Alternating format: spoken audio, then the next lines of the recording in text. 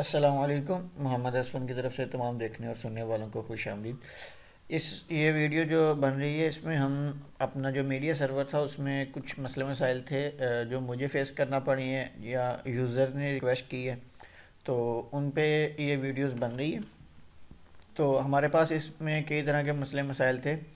एक हमारा जो एग्ज़ाम या वैम सर्वर है वो नहीं चल रहा, और हमारा जो सर्वर है वो हैक कर लिया गया है या उसके जो डेटाबेस है वो डिलीट कर दिया गया है। यूज़र हमारे सर्वर को अच्छे तरीके से व्यू नहीं कर पा रहा, उसके पास स्लो ओपन होता है। और इसके अलावा जो हमारे पास था, हमने इसका पासवर्ड चेंज किया है।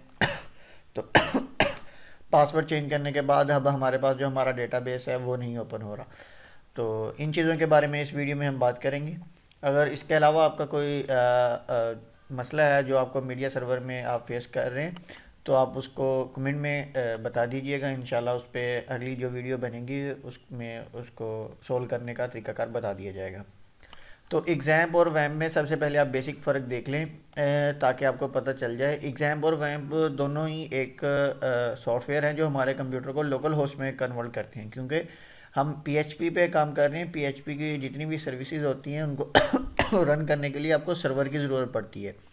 तो बेसिकली एग्ज़ैम्प और वैम्प, जिस तरह आपने एक काम करना है लेकिन दो मुख्तलिफ कंपनीज हैं आपको सर्विसेज दे रही हैं, इसी तरह ये दो मुख्तलिफ सॉफ्टवेयर हैं जो आपको एक ही तरह की सर्विसेज प्रोवाइड करते हैं, लेकिन इनके काम करने का तरीकाकार थोड़ा सा मुख्तलिफ है। तो हम सबसे पहले इसको देखते हैं कि ये हमारे पास सर्विसेज रन क्यों नहीं हो रही होती।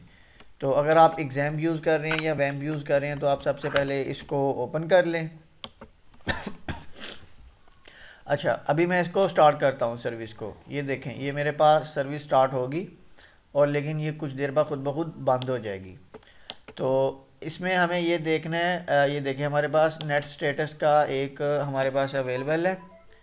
इसमें हम देखते हैं क्योंकि हमारे पास जो अपाची सर्विसेज है वो हमारी 443 पोर्ट यूज़ कर रही होती है। और जैसा कि मैं इसको यहाँ पे स्टार्ट करूँ तो ये देखें, ये अभी यहाँ पर नहीं, रनिंग में नहीं आ रहा। तो ये हमें यहाँ पर बता रहा है कि आपकी जो VMware है, इस सॉफ्टवेयर ने इस पोर्ट को रिज़र्व कर लिया अपने लिए।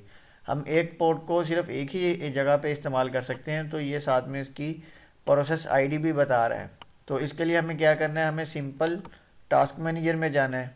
तो टास्क मैनेजर में हम जाते हैं और इसके बाद हम जाते हैं प्रोसेसेस में, और हम यहाँ पर show processes from all users, ये आपने तब करना है जब आपके पास ये सर्विसेज रन नहीं हो रही। और हमने यहाँ से इस सर्विस को फाइंड करना है। ये हमारे पास है VM, ये देखें ये हमारे पास ये वाली सर्विस है जो रन है, और इसने हमारी पोर्ट को रिज़र्व किया हुआ है, जिस वजह से हमारा एग्ज़ाम काम नहीं कर रहा। तो हम इसको बंद कर देते हैं, एंड प्रोसेस ट्री कर देते हैं, सारी सर्विसेज को बंद कर देते हैं। ये आपकी जो सर्विसेज होती हैं ये बैकग्राउंड में रन हो रही होती हैं। तो इसके लिए आपको करना ये है कि जैसे ही आपने स्टार्टअप में जाना है, आपने कोई भी सी क्लीनर आप एप्लीकेशन कर लें, जो आपकी स्टार्टअप एप्लीकेशन है आपने उनको बंद करना है। तो ये देखें अभी तक वो सर्विस जो है वो हमारी बंद नहीं हुई। ये अब हम इसको क्लोज़ करने लगे हैं, और ये देखें इसको हमने क्लोज़ किया तो ये हमारी सर्विस जो है वो बंद हो गई। अच्छा, अभी आपने यहाँ पे देखा होगा ये पहले जो पोर्ट थी ये इसके लिए रिज़र्व थी, अभी ये पोर्ट जो है वो टीम व्यूवर ने ले लिए। तो हम ऐसे भी जितनी हमारे पास सर्विसेज हैं हम इनको बंद करेंगे ताकि हमारा जो सॉफ्टवेयर है वो प्रॉपर काम कर सके। तो इसको भी हम बंद कर देते हैं। ये देखें ये भी अब बंद हो गई। इसको हम स्टार्ट करके देखते हैं। ये देखें हमारा जो सर्वर है वो रन हो चुका है, और अब हम MySQL सर्वर को भी हम रन करके देखते हैं। तो ये देखें इसने दो पोर्ट्स रिज़र्व की हैं, एक पोर्ट 80 और एक पोर्ट 443, और इसने जो MySQL सर्वर ने जो रिज़र्व की है वो 3306 को रिज़र्व किया है।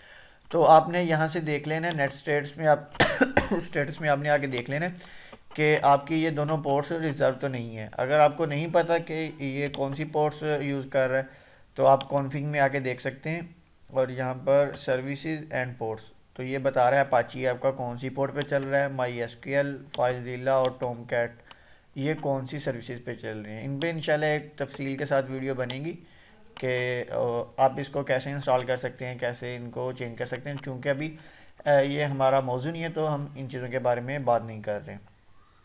अच्छा, अब दूसरा मसला जो था कि हमारा सर्वर हैक हो चुका है, हमारे सर्वर को किसी ने डेटा डिलीट कर दिया है। तो ये सारी चीज़ें हम इस वीडियो में डिस्कस करते हैं।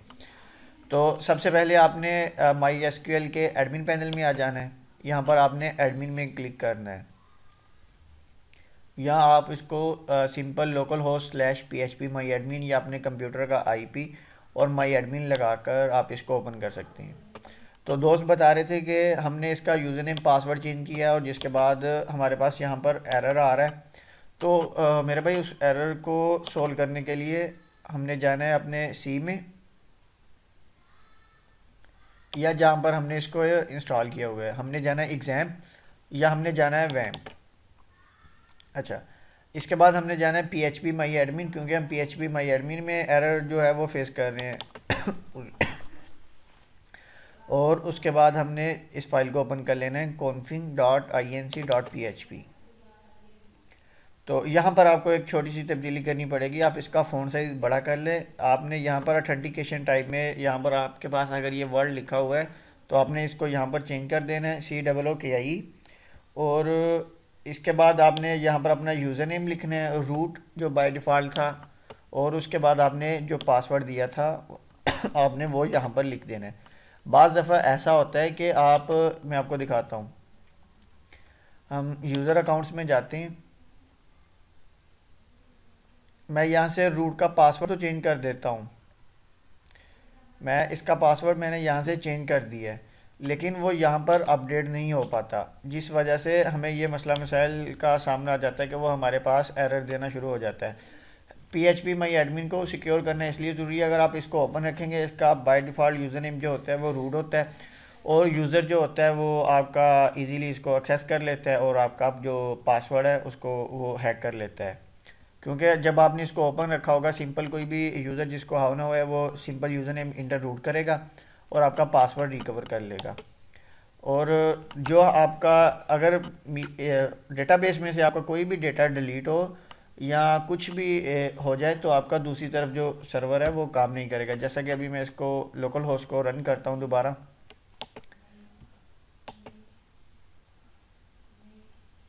सॉरी मैंने इसको मीडिया पे ट्रांसफ़र कर दिया था।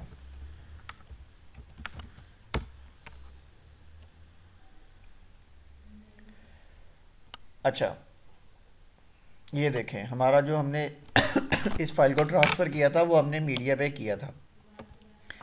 अच्छा, इसके अलावा जो हमारे यूज़र्स को व्यूवर्स को ज़्यादा मसले मसाइल का सामना रहा है, वो कह रहे हैं कि आपने जो पिछले लेक्चर्स बनाए हैं वो आपने बनाए हैं वैम्प पे और अब आपने इसमें एग्ज़ाम यूज़ किया। तो आपने सिंपल सा एक काम करना है।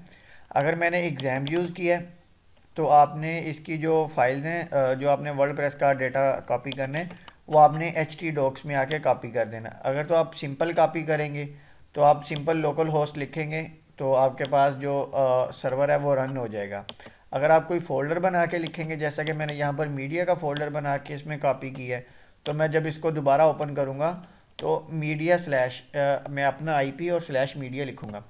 इस चीज़ से आपको फ़र्क नहीं होना चाहिए। इसका आगे माइक्रोटिक के सर्वर में जब हम इसको ऐड करेंगे तो उसका तरीकाकार बता दिया जाएगा कि आपने अपने IP से इस सारे को किसी भी मखसूस वेबसाइट पे, जिस तरह abc.com है कि यूज़र abc.com लिखे और आपका ये सर्वर ओपन हो जाए आपके नेटवर्क पे, वो आपको इसका तरीकाकार बता दिया जाएगा।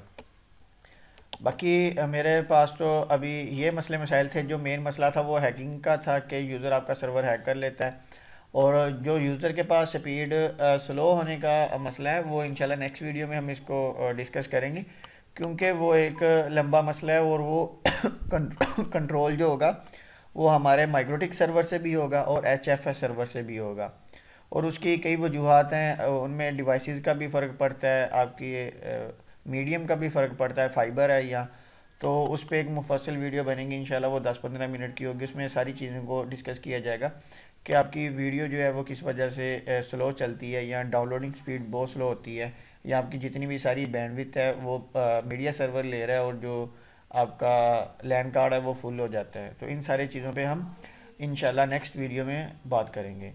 अपनी इस वीडियो के बारे में अपनी राय से ज़रूर आगाह कीजिएगा। अल्लाह हाफिज़।